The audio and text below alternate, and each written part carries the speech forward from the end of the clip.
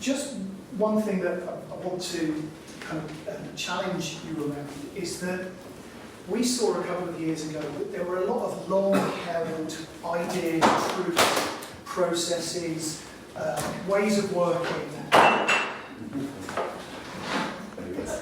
we all right? You're definitely getting to know your neighbour.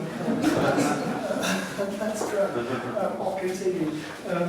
And one of the jobs we had as an agency was a background in vendor, and I thought there was an opportunity to take that model of direct demand gen to recruit and support channels, and that's been the Sherpa story so far. And it's a cheesy picture of me, but let's move on, and we do it for some of these people at the moment. But really, what we came across, that there were four main elements that we as a business could offer to vendor channel groups to support better interactions and delivery with their partners. Okay, and of course this assumes a heavy role for the agency. And of course that's what we're thinking. We're going to try and commercialise some of this, and some of this is not rocket science, and some of it is obvious, and we find some vendors doing it in its entirety, we find some doing it in pockets, but certainly the programmes was very important. We had to have a badged programme linked to accreditation, linked to that whole system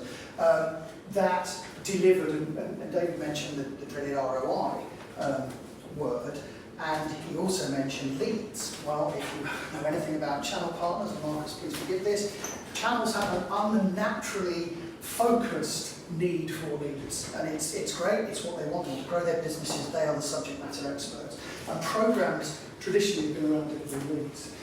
We also knew that platforms had a part to play, and this was kind of the second pillar here, and that we need to develop and build platforms that did a better job of managing, activating, reporting on channels, so that we do a bit of work in that area. Certainly the type of people in our business, we knew that they would have to have a really good understanding of channels, how they worked, and so actually the Sherpa team is a mixture of agency types, but people from Disty and people who've worked in vendor, and even some reseller staff who we think bring a bit of colour and an understanding of that channel dynamic. And so the people bit, and we either, we do see ourselves working very much alongside, and then, partners. A lot of the programme I'm going to just talk to you about, this case study, is in that top level of partners. This is not a kind of presentation about how to work best through Disties. Okay, so it's not that. This is vendor, agency, top level of platinum of partners, let's say. And we think there is this transformation around this 30-year-old model of MDF, quarterly reporting, proof of execution or performance, being uploaded, all of these great things that have just worked. But we think there's a new world, and it's around these four areas. So just a quick bit of scene setting about what the channel environment is, and yes, again, we haven't subscribed to IDG, so we gladly take their stats and use them presentations as David does. But we are looking at challenges around the channel. And the big one that keeps coming up to us, which vendors are saying, and channels, is around the visibility piece. Vendors putting money into channel and asking, what am I getting for that? And there's an upload and a call thing. There's partner marketing managers or channel managers out there doing this great job and trying to get that visibility, but it still remains a challenge. And there's a lot of admin around it. I think the insufficient funds will always be the partner route. I want more MDF, I want a bigger than 50-50 cut of things. Do I go discretionary in what I'm doing? Because that's certainly something that we're seeing much more of. That well thought out business case from a channel partner that says, I need this, and I've only got 20% of it in MDF. That's one of the areas that we're seeing move into, and then claims and things. So there are a number of challenges that I think have always been there. But vendors, such as we've got in the room, genuinely believe that if you could get better visibility, better management, better traction of MDF, you'd get better results. And I think then if you ask the partners what they need, the marketing thing comes a little bit further down the list. And MDF and marketing materials being last is no surprise. There's only one vendor in the room. Now, hands up how much vendor marketing material you use. Okay, Marcus. So you're talking to me? Yes. Not much. Not in my case. Okay. But Marcus does want MDF, and the partners we work with do want that. But really, they want to become expert, training, support, and there's lots of nuances around that. And so marketing, the environment we operate in as a channel marketing agency, our importance is kind of towards the bottom of this. And then if we ask, we're examining what the goals for kind of the next 12 months are, we come back to the lead conversation. We come back to the fact that I would like more leads from them as my vendor partner or help driving them, optimising channel spend for ROI and increasing demand. And both parties want it, okay? And so our contention around this, and if you bring it all together, this report, the people having these challenges are really high percentages. These exist in most vendors that we've come across. And so what all of this environment means is that we end up with what we call a kind of sort of dated channel mindset. And kind of preaching to the choir a little bit here, but it's very product orientated. There's a restrictive MGF criteria. Here's the list of activities we are prepared to fund. And that is good governance, but it can also be restrictive. And I think it's necessary, but it's the environment sometimes channel partners can't see how to navigate through. Certainly short time and quarterly. So we end up with this kind of almost reactive kind of what can I do this, what can I do next quarter to spend my MDF? Or even worse, which we see a little bit of, I'm halfway through this quarter and I've got X left, how can I spend it? And I think that this mindset exists sort of everywhere. And so we want to kind of push the envelope and offer services that move us away from this. And there's some real nuances around moving from lead gen or bust. Leads, thank you very much. The odd event, bit of training and support, as we've said. And we wanted to try and foster this idea of a new mindset for channels and vendors alike, which is directed by the partner. We put aside what partners bring to the party is a very specific set of skills and a way of working, but they tend to be smaller companies that are not set up with infrastructure, platforms, data, the same resources as the vendor partners. So let's trust them to come up with a good idea and let's reward the good ideas. The other point is that buying cycles most certainly do not align to MDF cycles. Never have, never will, unless Chris sells printers, so you might look at it, and lots of them, he works for Epson, so, but in the enterprise space where we've got a number of clients, that sales cycle of 6 to 9 to 12 months does not align to having an opportunity in a quarter which a vendor wants to see. And that's problematic, but if we can get over that hurdle and the reporting and the visibility is in place, then we've got a chance to say, fantastic, we closed something this quarter that we originated 14 months ago as a pair, as in a joint relationship. But the other thing is that prospects in the market, to David's point, do the research. Might do the research 9-10 months ahead of even thinking about buying something. They downloaded our content digitally, MQL, right, let's push it down. And I'm sitting there and going, well, I'm already ready for, this is a FY20 project, whatever it is.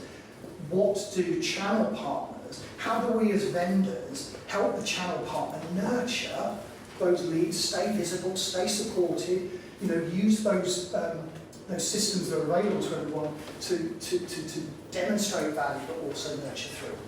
And the journey of buying is complex.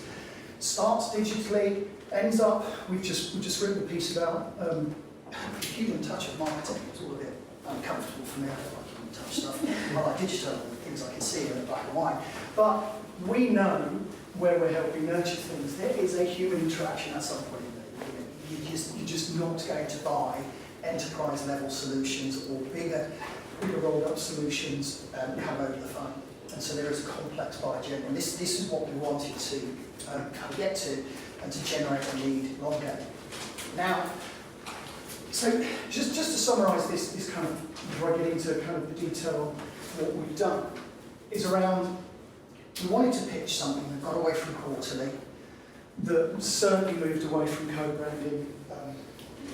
We have no clients, I think, who get a great take-up with co-branded, but the partner adaptation of a solution is massively important.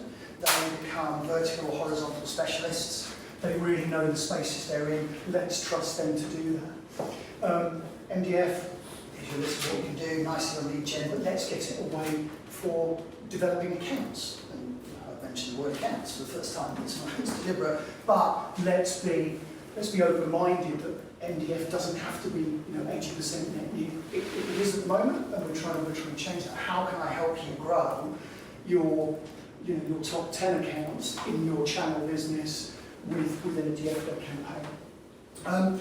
We know that there's some gaps around educating channels. Channels naturally are out selling and marketing and operating for customers, and they are, I think rightly, a little bit behind the curve on the latest marketing tactics. Vendors can invest in those platforms, that infrastructure, that advice, that Marketo, that Eloqua. Although we have Eloqua users here. But you are going to admit to that, well done. That's really great. But they're a massive system, not without its complexity, does a job. Probably beyond the range of most channel partners. I think we probably agree if they wanted to invest in it tomorrow. But there's this education that comes with investing in those platforms that channels sometimes don't. And we thought this was very important to have an educational element to kind of break in this cycle. Supporting ongoing revenue, and then having the old world of things partner managed and reported to actually having this kind of three-way reporting that lent more on vendor and the agency. So these were the things we wanted to break in. And so we came up with the idea. ABM was the flavour of the month, as many of you will realise, has been for a couple of years. And we were doing some good business on direct ABM, working for vendors on pilots and things like that. And somebody suggested, could you do this in channel? And I was like, of course we can. And then thought, I've got a bit of a blank sheet of paper here, but I do know the channel environment, and I am doing ABM. How do I push those two together? And that's what I want to talk to you about now. I'm not going to talk to you about platforms that we do and the people side of things. I'm going to major on this program that we've got around channel ABM.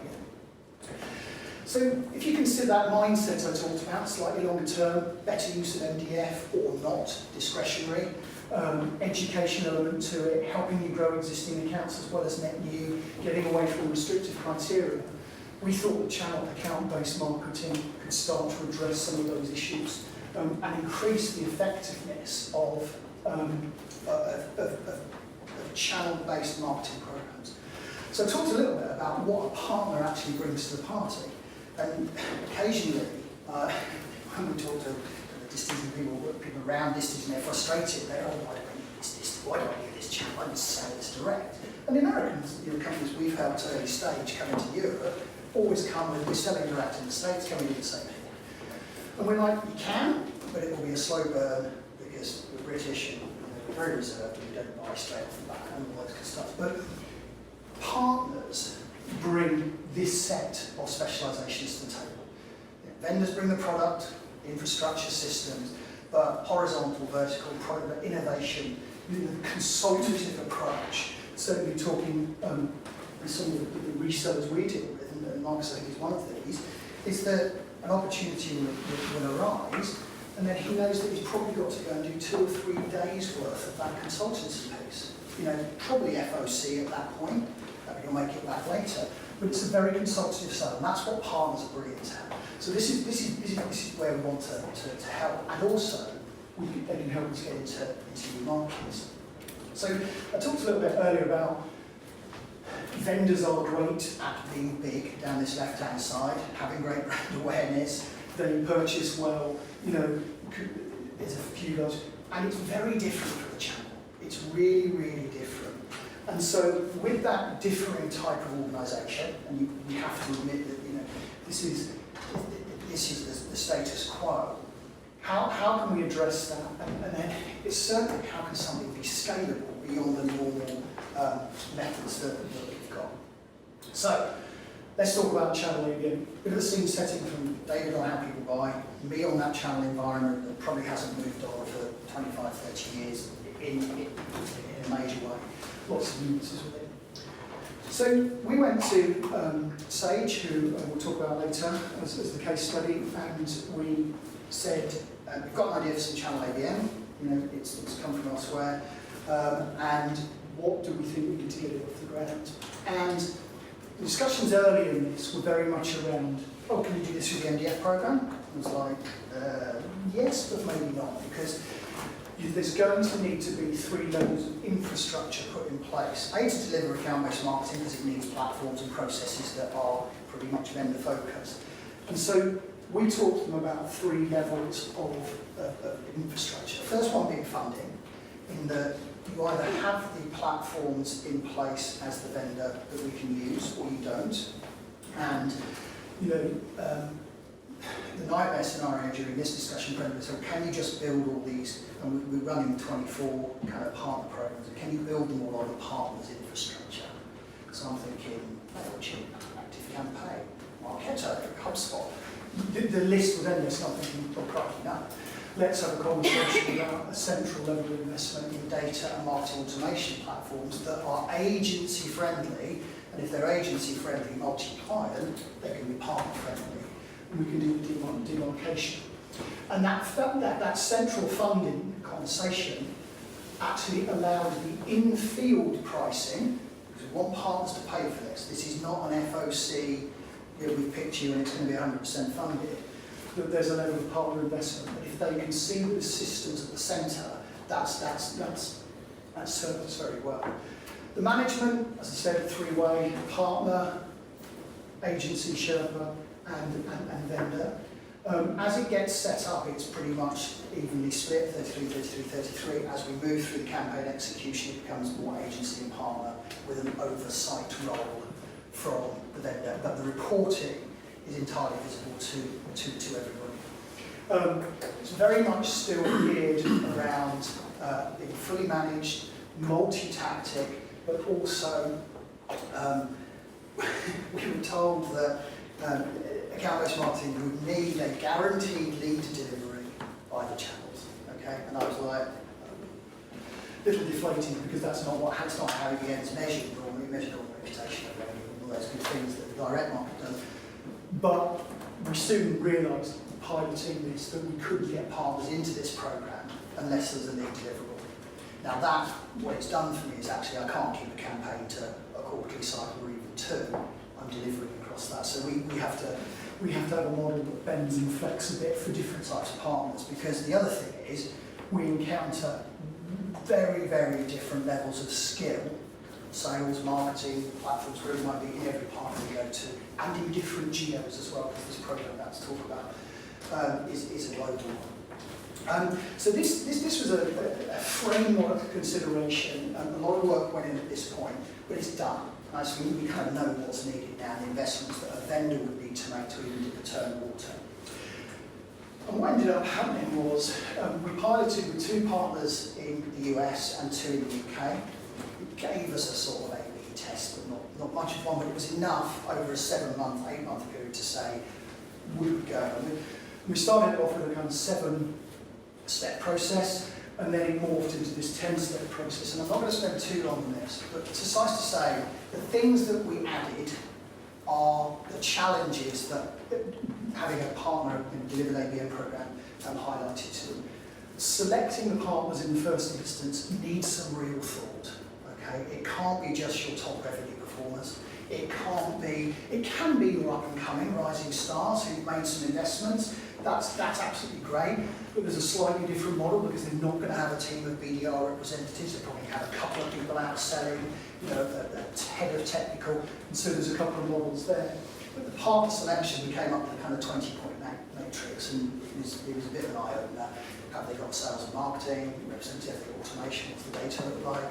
Are they going to commit to weekly calls? And it morphed actually into an SLA kind of process And the SLA is not onerous, it's probably not one of Fujitsu's David's SLAs, but it was around how quickly you'd follow up leads, how quickly you'd provide information back about people you spoke to, how you would help us with content and adapting and producing content for you, the partner. Because we saw a lot of MDF and systemised campaigns that, oh, well, we've run out of time, we'll just go around and get it out and get it done, and there's one inquiry and everyone's a bit flat, but it just needed a bit more thought than this. And certainly, when we did around the pilot, all the partners thought this was a wonderful opportunity to get new content. That there's a limited content, ooh, I mean, 100% funded as well, one pilot, so we haven't gone there for the rest of the rollout, but it's like happy days, they form a queue, literally. But we knew that there was a lot of content from Sage at the centre that needed better adaptation than just co-branding, and we worked a lot with the partners on a model. And partners walk away from this programme with probably somewhere between 35 and 45 new bits of content. Now that sounds a lot, it's not 35 white papers, please. There's a content piece, there's some video, there's some ads on social, because it's multi-contact, and I'll show you a little bit about that in a minute. But certainly step 2 was really important, step 3 we talked around. And then we get to the kind of the big bear in the room with partner marketing, whose data, how we can do it.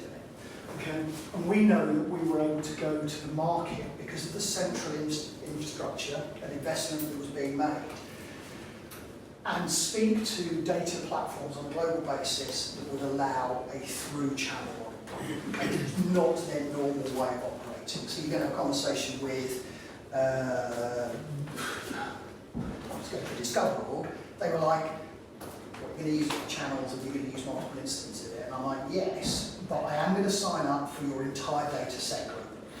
Right? If you time that conversation for the 28th of the third month of the quarter, they suddenly get a bit interested, and the list price for their data set globally and everything at 725 grand wasn't that, okay? But we could have that negotiation, and then we're allowed to roll things out. And so for our partners in the programme, the Bombora platform is built into that. Discover.org is way better in the States than it is over here, so we've had to augment it with a couple of platforms here. But we know that the whole data piece for the partner is covered. They select a vertical, we go away and map it, we talk about job roles, and we build out a data set for them that's fully managed. And we know that we've also ticked the GDPR box, certainly here in the UK, at that point as well, by making smart decisions and doing the legal bit once on the platform.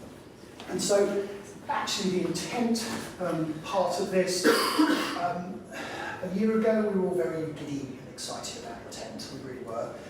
We're still getting excited, but maybe slightly less so, in that it delivers a certain level of new accounts into a programme, but it's certainly not where we are. There's still lots of hard yards of marketing and touch points and human interaction that we need to do there. But the great thing here was that the partner got to choose the vertical. Now, again, it sounds great, theory double-edged sword. Right, partner 1, I'd love you to do manufacturing for me, brilliant, referenceable, great, lots of data, magic. Partner 2, I'd like you to do cannabis farming. So I'm like, okay, we'll run the data for cannabis farming. Oh, right, we can have a crack at 15 states, 15 companies in Arizona. Right, that's not a great data set to run an ABM campaign on. And so there was a very real feedback from partners that they would give us the tricky one. Do you see what I mean? We've got recovery manufacturing and finance and processes. You go and do the weird wonderful things. And we did a couple and then we did a nightmare and we stopped doing it. We just had a very much more adult conversation at the outset when the partner joins this programme about the data set. But they do get the choice, don't they? For vendors, there's always are you going to tread on the toes of my existing direct programmes? And that is a real concern to all parties. There would be nothing worse for me than agency, here's the numbers for the leads for this partner programme.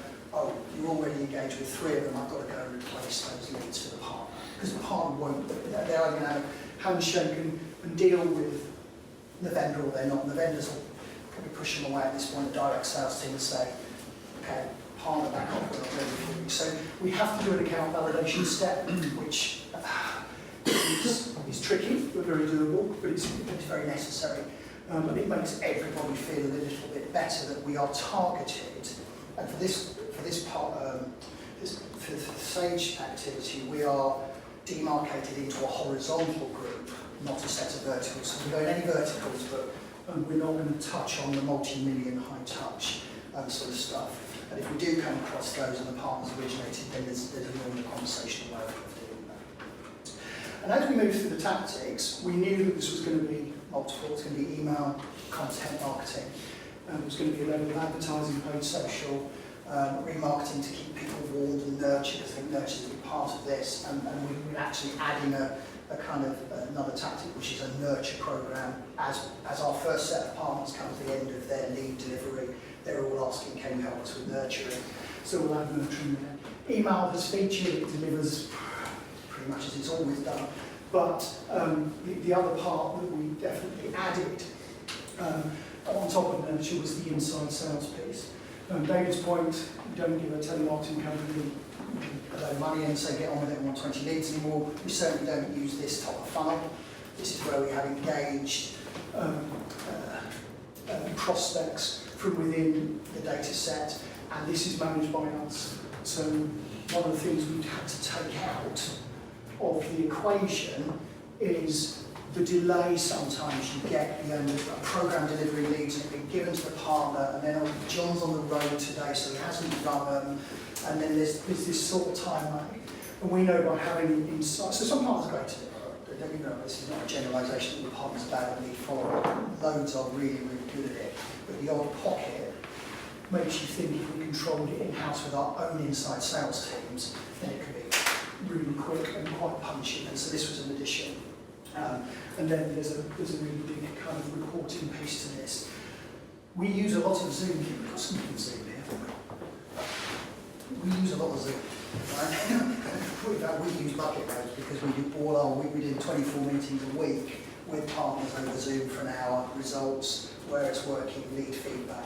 So this is a really managed set of activities, but it's delivering great results, and there's big reporting up into kind of global stage and regional as well. One of the tricks with this campaign is that we have clients at the centre who don't mind signing the bigger checks. We have the partners who like the programme at the bottom, and in the middle we have a regional marketing team who still control the MDF delivery, partner management, all that kind of stuff in the field. And so we have three audiences in which to manage through, and sometimes, geo plays it, it's quite easy in the UK, we don't see them. In the States it's okay, but regional marketing teams have a list of activities that are, 10 or 12, they've got 12 activities on that quarter. Then central ones, training and different types of programs, different types of product launches, all of these kind of things that are fighting for attention with partners. We have to go into them and say, hey, Central have got another scheme for you. And they'll go, ugh. And we go, no, it's great, it's ABM, it's not all fun, is it? We have to put some money in there. Yeah.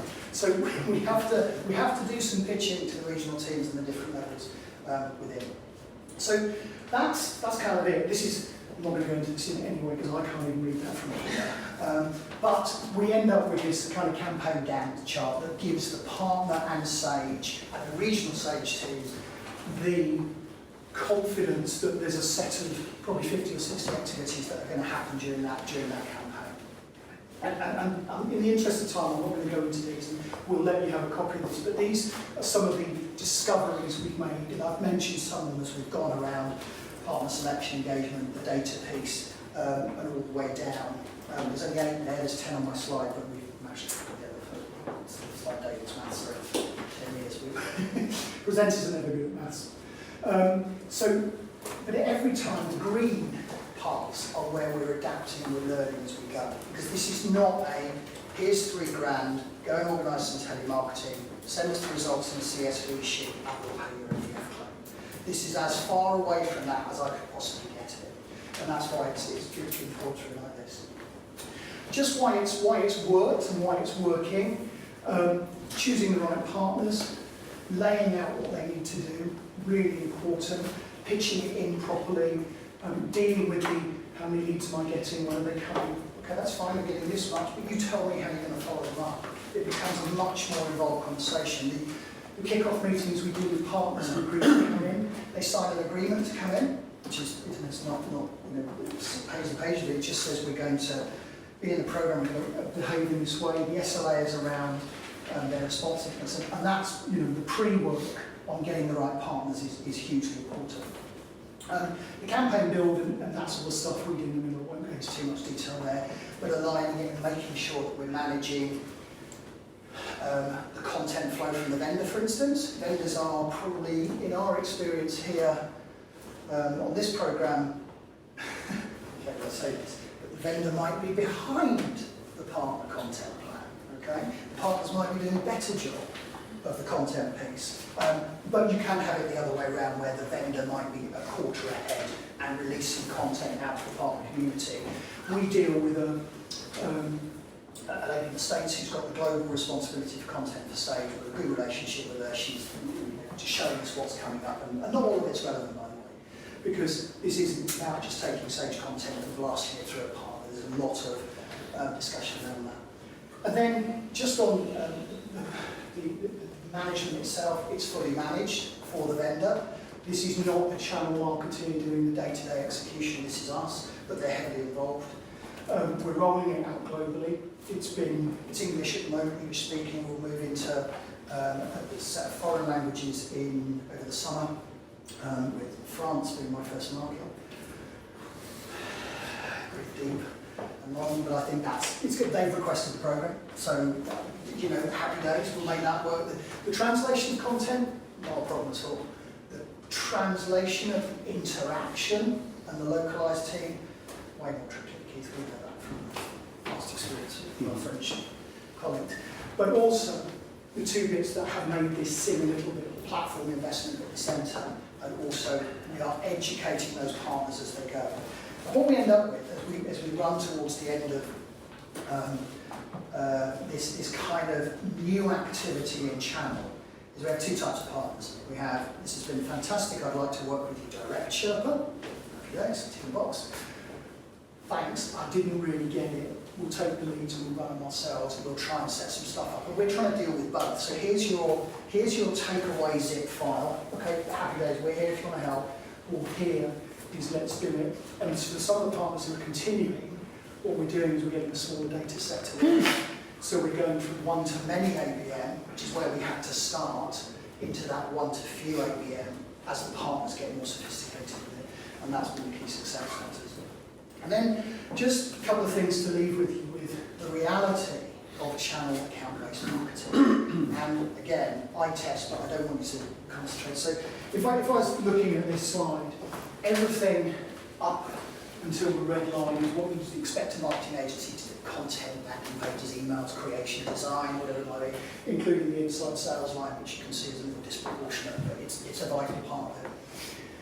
We didn't break out education here, we left it in account management. Okay, so account management, this slide probably keeps going here. So we have had to do an incredible amount of hand-holding with the partners, but in a really good way, because they all want to do ABM, they like it, but there's a need to show them how to access the platforms, and that's it. So just to round out, this is kind of what it looked like for Sage. They had some specific challenges in their partner community that this aligned to. When we pitched this in a coffee shop, as the sort of, we're happy to be laughed at at a coffee shop. We don't want to be in the boardroom and say we're laughed at, right? That's how agencies are. But they wanted visibility. They wanted to improve marketing skill. They wanted to help their partners grow, and they weren't doing the best job of it, and they needed a program that went bang and kind of did some of this. They've got a way to go. I think all vendors have. You've got to stay front foot with this kind of stuff. But they wanted better alignment. And we've worked with any number. The platform access has been really good. That's the 42 I mentioned, 24 partners, one to many to one to few, multiple tactics, and the data platforms in the centre.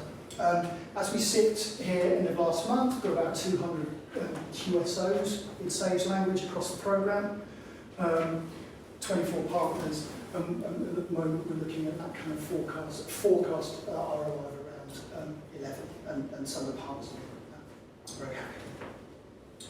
So that is a whistle-stop tour through a kind of 2-year journey around channel account-based marketing and how we wanted to take some of those issues, challenges around channel, and come up with a program that started to address them. We know we've got a way to go, and we really have. There's year 2 is upon us in September of the big rollout program. We've got probably a list of optimisations and improvements we want to make, because at the moment this only sits in one product set, and it sits in their top value product set because of the level of investment was needed at the beginning. You can't go on this level of program, it needs to be on a certain type of product. And so this is the journey. It's evolving. We bring it to you today just to consider, but we do know that account-based marketing, supported by a vendor community, can work